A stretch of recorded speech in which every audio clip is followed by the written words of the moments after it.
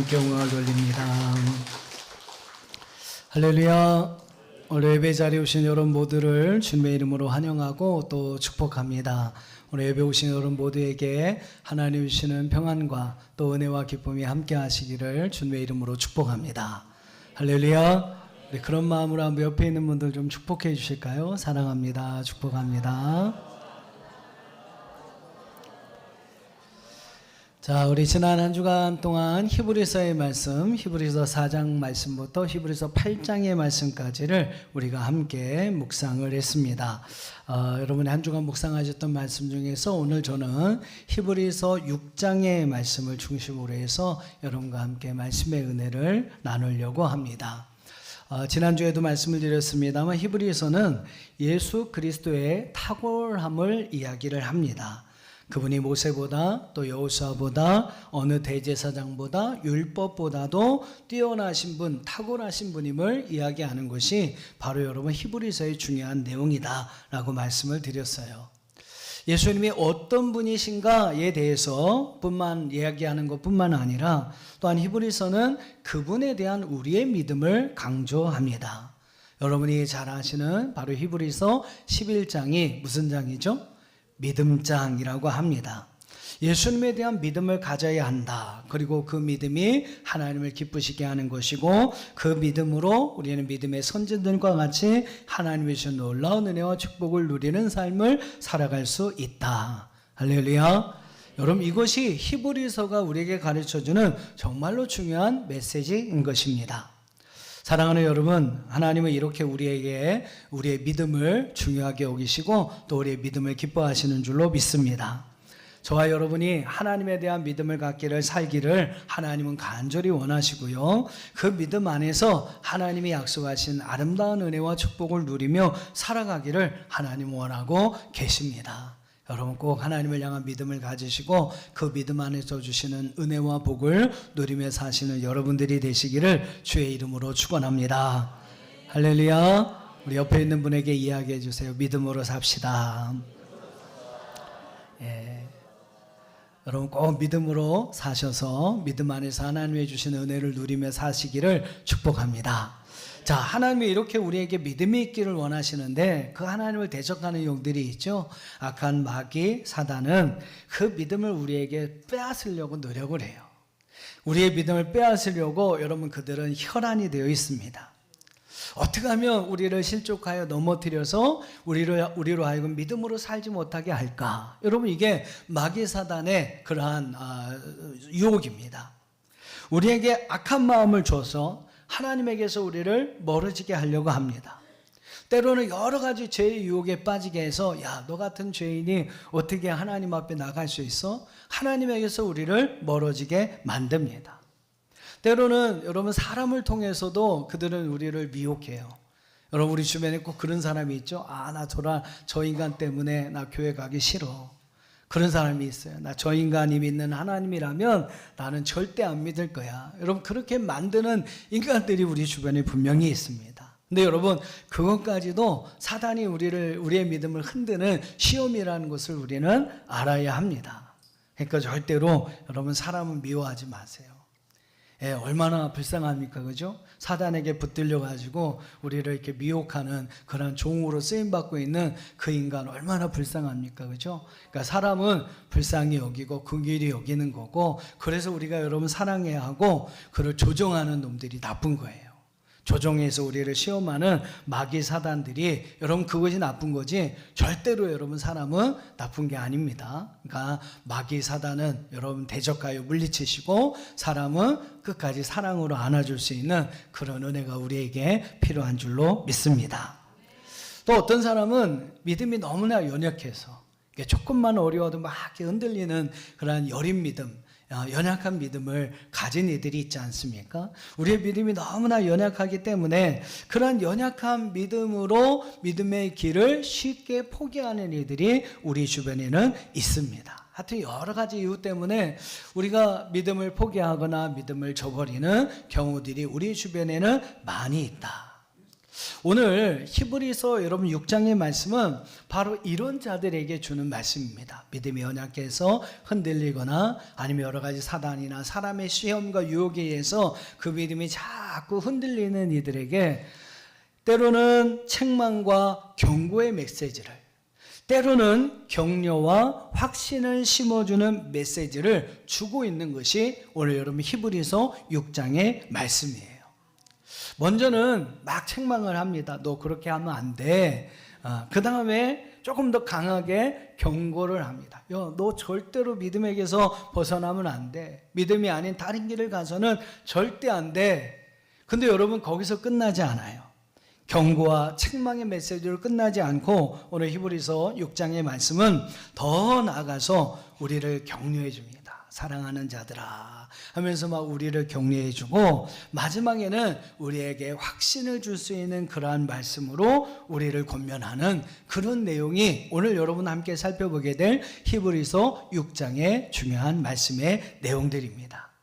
여러분 히브리서 기자가 이 6장의 말씀을 하고 있는 이유를 여러분 잘 기억하세요. 이 말씀을 우리에게 하고 있는 이유는 절대로 믿음의 길을 떠나지 말라는 겁니다. 믿음이 정말 우리에게 귀한 건데 너 그 믿음을 버리면 안 돼. 그 믿음을 포기하면 안 돼. 어떠한 경우 어떠한 환경에서도 절대 그 믿음을 가지고 살아야 돼.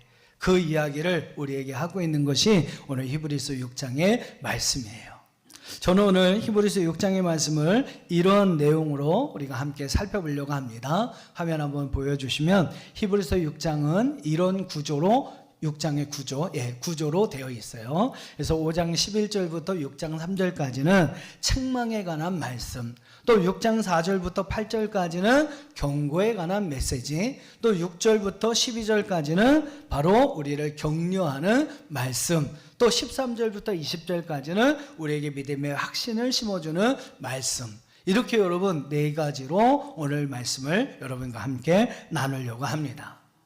자, 첫 번째로 이 히브리서의 기자는 먼저 우리에게 우리의 미성숙한 믿음을 책망합니다. 우리의 성숙하지 못한 연약한 믿음을 책망하고 있어요.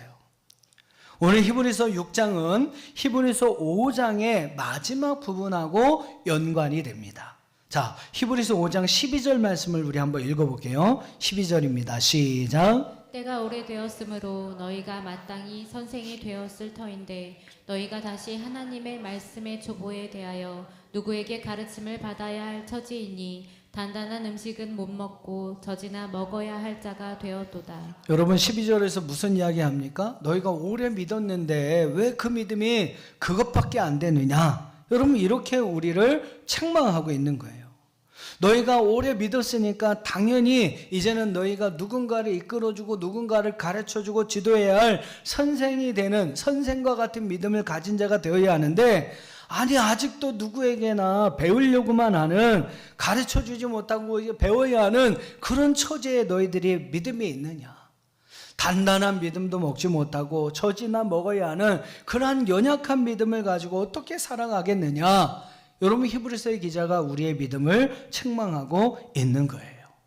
자, 그러면서 여러분 6장으로 와서 6장 1절과 2절에 와서 이런 이야기를 합니다. 제가 한번 읽어볼게요. 그러므로 우리가 그리스도의 도의 초보를 버리고 이제는 그 연약한 믿음, 어린아이 같은 그 초보적인 믿음은 버려야 한다라는 거예요.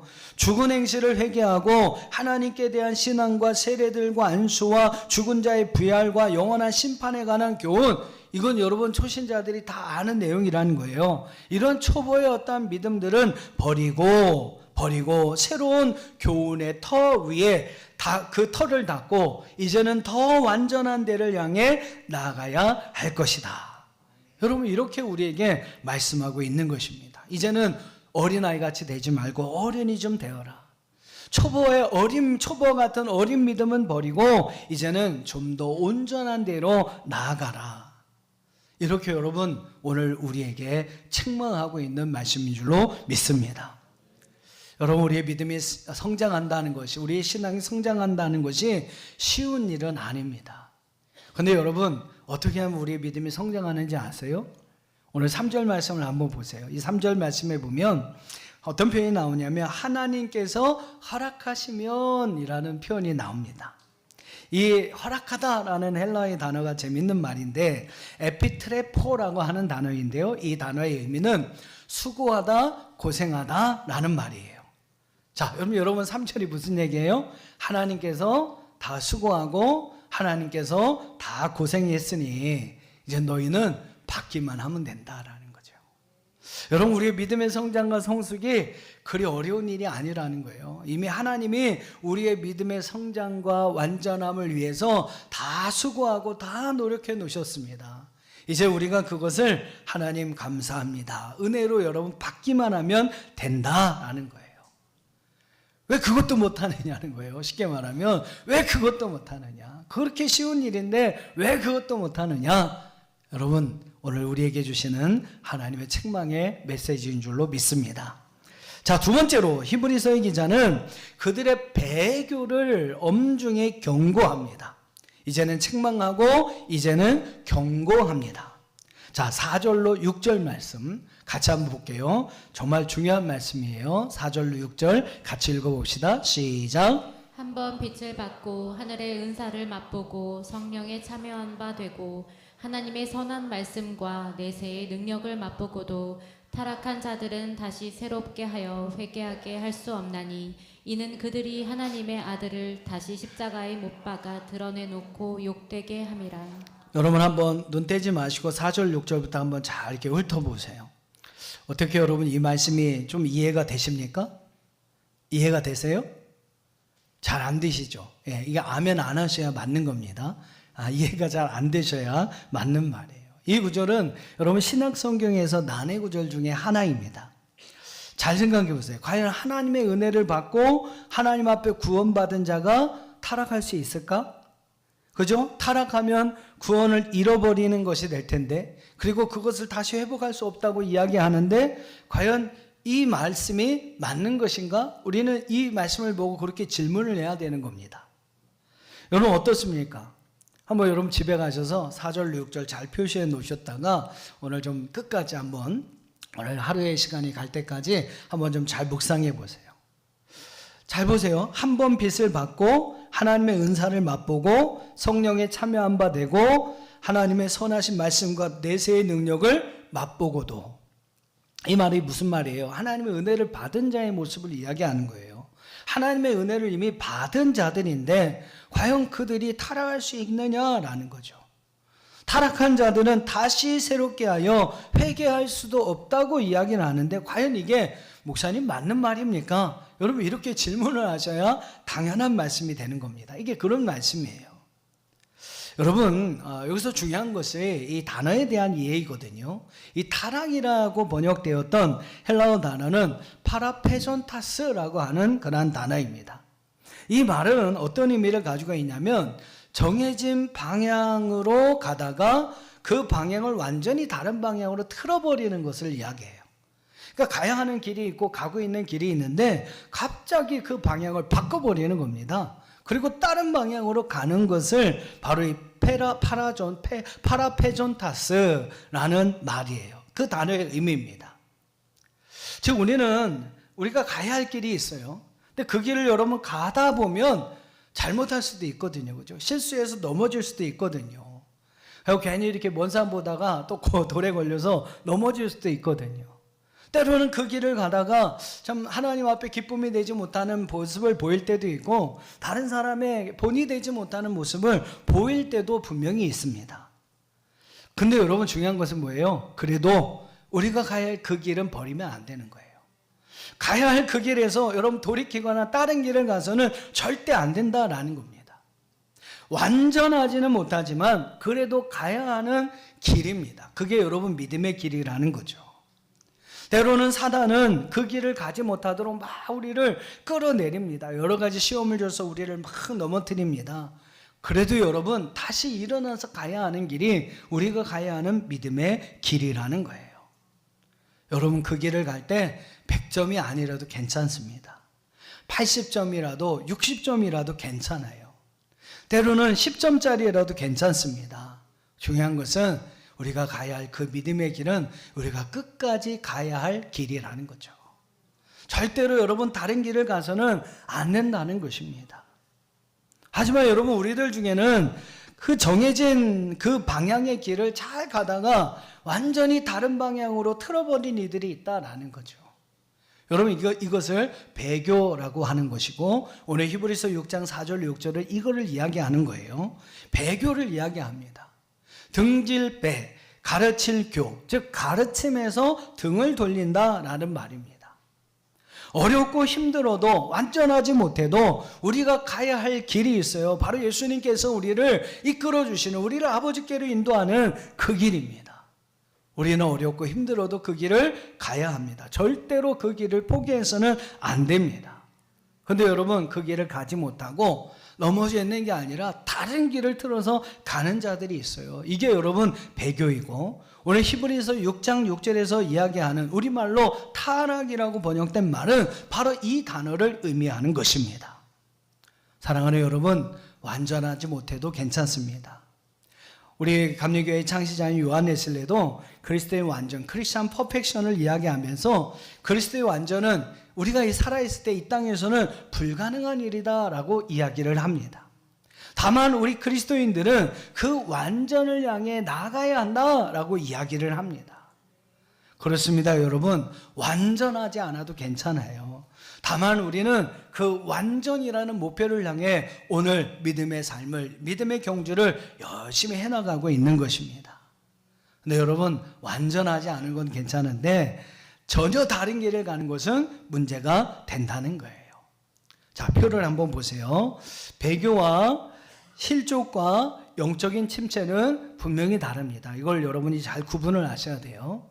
배교라는 것은 무엇이냐면 예수 그리스도를 의도적으로 버리고 등을 돌리는 것을 이야기해요. 배교는 단순히 교회를 안 나온다, 이게 이런 의미가 아닙니다. 막 예수를 부인하고 복음을 거짓이라고 말하고 이전의 모습, 하나님을 섬기던 이전의 잘못된 악한 모습으로 돌아가는, 막 우상숭배의 자리로 돌아가고 하는 이런 모습을 이야기하는 거예요. 여러분, 대표적인 예가 바로 가룟 유다입니다. 그는 예수님을 3년 동안 따라다녔던 예수님의 제자였어요. 근데 결국 예수님을 배반하고 다른 길을 가죠. 결국 그 예수님을 팔아버리고 그 고통 가운데 스스로 자기의 목숨을 끊어버리고 맙니다.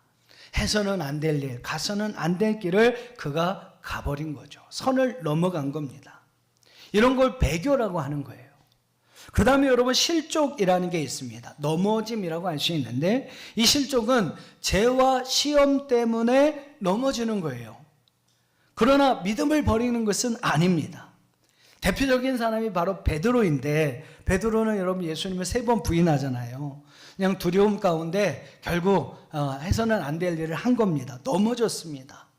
하지만 그는 닭 울음소리와 함께 울었어요. 회개했어요. 그리고 다시금 회복했습니다. 그래서 여러분 초대교회를 세우는 위대한 사도가 되어집니다. 여러분, 실족은 넘어지는 거예요. 넘어지는 거.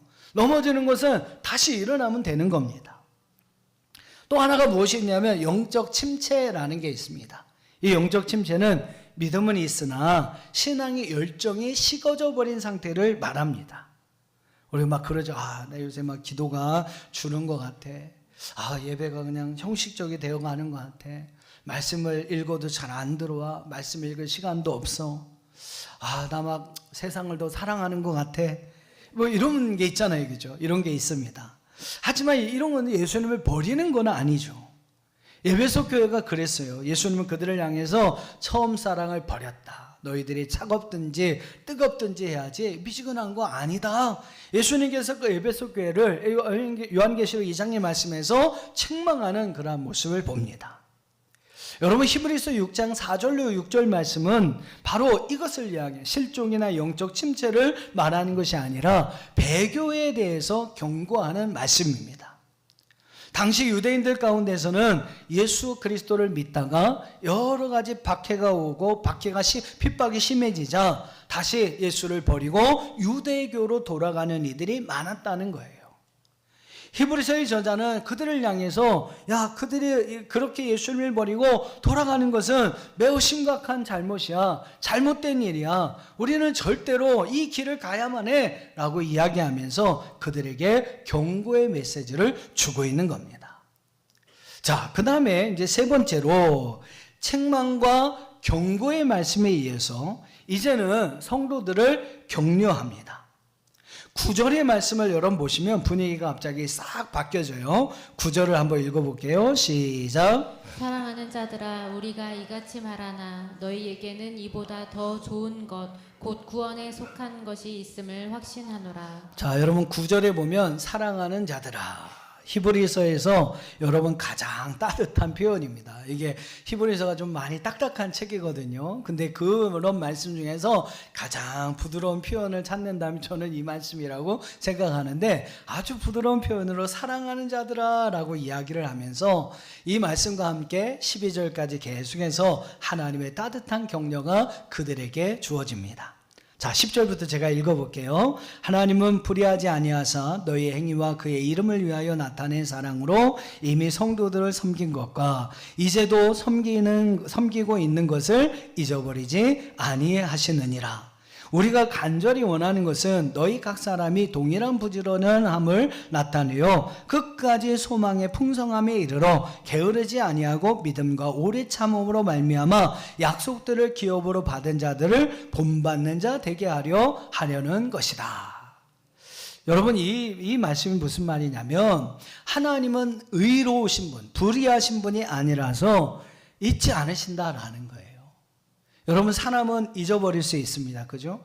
교회도 여러분이 정말 교회를 헌신하고 희생하셔도 돌아가시면 점점 잊혀질 수밖에 없는 거예요. 목사님도 마찬가지예요. 여러분 다 볼 수 없잖아요. 예, 또 여러분이 정말 헌신하고 희생하시고 그렇게 하지만 저도 잊어버릴 수가 있습니다. 근데 여러분, 중요한 것은 하나님은 절대 잊어버리지 아니하신다는 거예요. 하나님은 여러분이 하나님의 사랑을 가지고 성도들을 어떻게 섬겼는지, 교회를 어떻게 섬겼는지, 하나님을 어떻게 사랑했는지, 또 게으르지 아니하고 부지런을 가지고 열심히 믿음의 삶을 살았는지 하나님은 다 기억하고 계신다는 겁니다. 여러분의 눈물의 기도, 여러분의 숨은 봉사, 헌신과 희생과 섬김의 모든 일들을 하나님은 절대 잊지 않으신다는 거예요. 그게 여러분 하나님의 의로움이다라고 오늘 말씀은 우리에게 하고 있습니다. 그리고 여러분, 그걸 잊지 아니하시고 마지막 날 하나님께서 우리에게 심판하실 그날 하나님께서는 이 모든 우리 행한 일들을 하나님의 칭찬과 상급으로 갚아주시는 분인 줄로 믿습니다. 우리가 믿는 하나님은 그런 하나님이라는 거예요. 그러니까 여러분, 그 하나님을 기억하면서 그 하나님이 우리에게 주실 이후의 칭찬과 상급을 받아보면서 오늘의 믿음의 삶을 살아가라는 겁니다. 이런 권면의 말씀이 세 번째 주는 말씀이고요. 자, 이제 마지막 네 번째로 히브리서의 기자는 성도들에게 흔들리지 않는 확신을 심어주고자 합니다. 자, 13절 말씀을 한번 보세요. 13절에 보면 아브라함이 등장합니다. 13절 시작. 하나님이 아브라함에게 약속하실 때에 가르쳐 맹세할 자가 자기보다 더 큰 이가 없으므로 자기를 가리켜 맹세하여. 예, 하나님은 아브라함에게 약속을 주셨어요. 그리고 약속뿐만 아니라 내가 이 약속은 어떠한 경우라도 반드시 지킬 것이라는 맹세를 주셨어요. 그리고 그 맹세는 자기보다 더 큰 이가 없기 때문에 자기의 이름으로 맹세를 주셨습니다. 그리고 여러분, 그분은 그 약속의 모든 말씀을 아름답게 이루어 주셨어요. 아브라함에게 이런 약속을 주셨고 그 약속을 이루어 주십니다. 자, 14절 보니까 이르시되 내가 반드시 너에게 복을 주고 복 주며 너를 번성하게 하고 번성하게 하리라 하였더니 그가 이같이 오래 참아 약속을 받았느니라. 하나님은 약속과 맹세를 주셨고 아브라함 무엇으로 그 약속을 이루었어요? 무엇으로? 오래 참음으로. 오래 참아 그 약속을 받았다라고 이야기를 합니다. 여러분, 아브라함이 하나님이 주신 약속을 받을 수 있었던 이유는 오래 참음이 있었어요. 끝까지 참고 인내하고 견디는 믿음이 아브라함에게 있었습니다. 여러분, 75세 때 아브라함이 하나님의 약속을 받아요. 예, 근데 20년이 지났는데 25년이 다 됐는데 그 약속이 이루어질 조짐도 안 보이는 거예요. 여러분 어떻게 하시겠습니까? 우리 같으면 예라이 하고 아마 다 팽개쳐 버릴 텐데 아브라함은 끝까지 하나님을 인내했어요. 하나님을 오래 참았어요. 끝까지 그 말씀을 붙들었어요. 그랬더니 여러분 100세에 그 약속을 주신 25년이 지난 시간 이후에 100세에 하나님께서 아들 이삭을 아브라함에게 주셨습니다.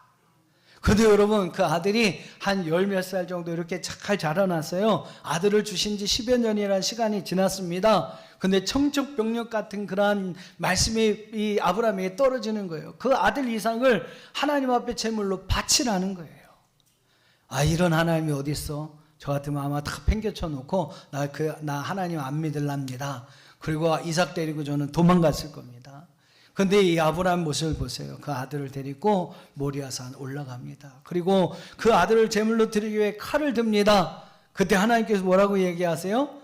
여호와의 사자를 통해서 그 아이에게 손을 대지 말라. 창세기 22장 12절에 보니까 그 아이에게 손을 대지 말라. 아무 일도 하지 말아라. 내가 내 아들 내 독자까지도 내게 아끼었으니 이제야 내가 나를 경외하는 줄을 하나님을 경외하는 줄을 알았노다. 그러면서 여러분 15절 말씀에서 아브라함에게 하나님께서 놀라운 축복을 주십니다. 여호와께서 이르시되 내가 나를 가르쳐 맹세하는, 또 자기의 이름을 맹세합니다. 내가 이같이 행하여 내 아들 내 독자도 아끼지 아니하였은즉 내가 내게 큰 복을 주어 내 씨가 크게 번성하여 하늘의 별과 같고 바닷가의 모래와 같게 하리니 내 씨가 그 대적의 성문을 차지하리라. 내 씨로 말미암아 천하 만민이 복을 받으리니 이는 내가 나의 말을 준행하였음이라 하셨다 하니라. 할렐루야. 여러분 아브라함은요 하나님의 말씀을 끝까지 믿고 그 말씀에 순종함으로 이러한 놀라운 은혜와 복을 받게 됩니다. 사랑하는 여러분, 오늘 우리에게도 이 아브라함 같은 오래 참음의 믿음, 순종함의 믿음이 있기를 주의 이름으로 축원합니다. 아브라함같이 흔들리지 않는 믿음이 우리에게 필요한 거예요. 오래 참을 수 있는 믿음이 우리에게 필요한 것입니다. 여러분 19절 말씀을 한번 볼까요? 19절 말씀을 보면 히브리서의 기자의 참 멋있는 표현이 나옵니다. 19절 같이 한번 읽어봅시다. 시작. 우리가 이 소망을 가지고 있는 것은 영혼의 닷 같아서 튼튼하고 견고하여 휘장 안에 들어가나니. 여러분 잘 보세요. 우리가 소망을 가졌다. 하나님에 대한 소망을 가졌다라는 것은 무엇이냐? 오늘 히브리서의 기자는 뭐라고 표현하냐면 영혼의 닷을 내린 것 같다라고 표현을 합니다. 영혼의 닷을 내린 것 같다. 여러분 배에는 돛이 있고 닷이 있습니다. 돛은 뭐 하는 거죠? 돛. 배 위에 이렇게 세워가지고 그죠? 천으로 큰 장막을 만들어서 바람이 불면 이 돛이 바람을 타서 그 배를 이동하게 만듭니다. 그게 돛이에요, 돛. 근데 여러분 닷이 있어요. 닷은 뭡니까?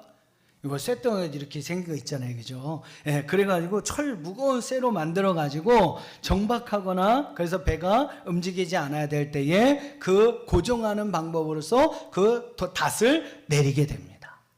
여러분 모음 하나의 차이인데 닷과 돛의 의미가 정말로 많이 다르다라는 거죠. 히브리서의 기자는 우리가 하나님에 대한 소망을 가지고 살아가는 것을 뭐라고 표현하냐면 영혼의 닷을 내림과 같다라고 이야기를 합니다. 하나님께 닷을 내리는 거예요. 그러면 여러분 어떤 일들이 일어나요? 배가 닷을 내리면 흔들리지 않습니다. 뭐 조금 흔들릴 수는 있어요. 근데 여러분 이동하지 않은 거예요. 옮겨지지 않는 거예요. 여러분 우리가 하나님께 대한 소망을 갖는 것은 하나님께 우리의 영혼의 닻을 내려서 그 하나님 안에서 고정되는 것을 의미합니다. 세상에 여러 가지 시험과 어려움과 고난과 아픔이 밀려와도 악한 원수 마귀 사단의 유혹과 시험이 우리에게 밀려와도 여러분 하나님께 영혼의 닻을 내린 사람은 흔들리지 않는 거예요. 요동하지 않는 줄로 믿습니다. 여러분 하나님께 소망을 둔다는 것이 바로 그런 거예요. 여러분 하나님께 꼭 소망을 두고 살아가는 여러분들 되시기를 주의 이름으로 축원합니다. 그래서 우리는 어떠한 상황에서도 흔들리거나 요동하지 않는 그러한 믿음을 가지고 아브라함처럼 끝까지 오래 참음의 믿음을 가지고 살아가야 돼요. 그럴 때 여러분 하나님께서 우리를 위해 준비하신 놀라운 은혜와 사랑, 또 하나님이 우리에게 약속하신 아름다운 은혜와 귀한 축복을 누리는 아름다운 삶을 살아가게 되는 줄로 믿습니다. 여러분 꼭 부탁드립니다. 하나님께 영혼의 닻을 내리고 늘 하나님께 소망을 두고 살아가시는 저와 여러분들 되시기를 주의 이름으로 축원합니다. 말씀을 정리하고 마치겠습니다. 히브리서 6장은 4단계로 우리에게 우리의 믿음을 끝까지 지켜갈 것을 권면하고 있어요. 첫 번째는 책망의 말씀을 우리에게 주셨습니다. 야, 좀 이제는 어린아이 같이 되지 말아라. 좀 성장한 믿음 가져라. 좀 더 이제 너 애기 같은 믿음 가지 말고 좀 더 성장한 어린의 믿음을 가지고 살아봐라. 우리를 책망하시고 있다라는 거예요. 또 두 번째, 무슨 말씀이에요? 경고의 메시지. 너 어떠한 어려움이 있어도, 어떠한 마귀의 시험과 유혹이 있어도 믿음만은 버리면 안 된다. 예, 믿음은 버리면 안 된다. 절대로 믿음은 여러분 목에 칼이 들어와도 순교는 해도 여러분 믿음은 버리지 말아라. 우리에게 경고로 말씀하고 있습니다. 세 번째는 무슨 말씀이에요? 격려의 말씀. 하나님이 우리의 수고를 기억하고 있다. 사랑하는 자들아, 내가 다 보고 있지 않느냐.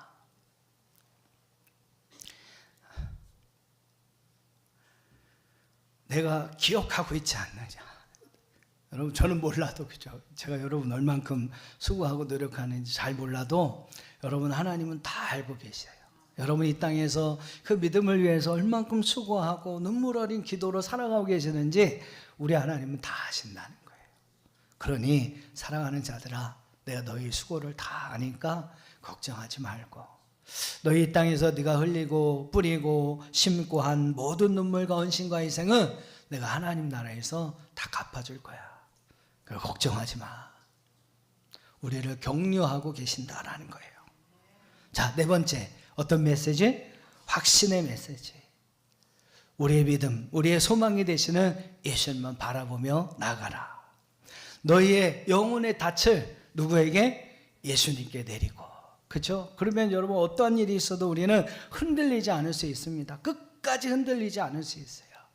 예수님에게 우리의 영혼의 닻을 내리고 어떠한 어려움 속에서도, 여러분 모르겠어요. 이제 마지막 때가 점점 더 가까이 올수록 악한 원수 마귀 사단 우리의 믿음을 빼앗으려고 더 우리를 막 심하게 요동하고 어떻게 보면 더 심하게 우리를 흔들어 댈지 모릅니다. 네, 그러나 여러분 걱정 마세요. 하나님께 소망을 두고 예수님의 여러분의 영혼의 닻을 착 내리고 살아간다면 우리는 어떠한 일이 있어도 절대로 흔들리지 않을 겁니다. 그러한 소망의 마음을 가지고, 그런 확신을 가지고 살아가라. 오늘 성경은 우리에게 이렇게 말씀하고 있습니다. 오늘 이 말씀, 나에게 주신 하나님의 말씀을 여러분 기억하면서 신앙은 물론 책망만 있어도 안 돼요. 그죠? 경고만 있어도 때로는 낙심할 때가 있습니다. 하지만 격려만 있어도 또 안 돼요. 그죠? 안일해질 수 있습니다. 또 확신을 외쳐도, 확신만 외쳐도 스스로 방종에 빠질 수도 있어요. 이 네 가지가 다 균형 잡게 필요한 것이 우리의 믿음의 삶이라는 것을 우리는 알고, 여러분이 이 네 가지 말씀, 여러분에게 주신 말씀으로 잘 받아내셔서 어떠한 경우라도 하나님을 향한 아름다운 믿음으로 살아갈 수 있는 저와 여러분 되시기를 주님의 이름으로 축원합니다. 다 같이 기도하겠습니다. 오늘 주신 말씀 여러분 기억하며, 하나님 어느 상황, 어느 환경, 어떠한 경우,